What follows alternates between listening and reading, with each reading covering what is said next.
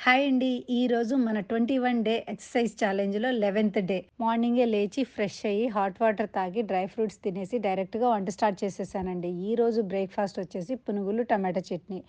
లంచ్‌కి ఆకుకూర ఫ్రై చేసుకున్నానండి. తర్వాత నా వర్కౌట్ స్టార్ట్ చేసేసాను.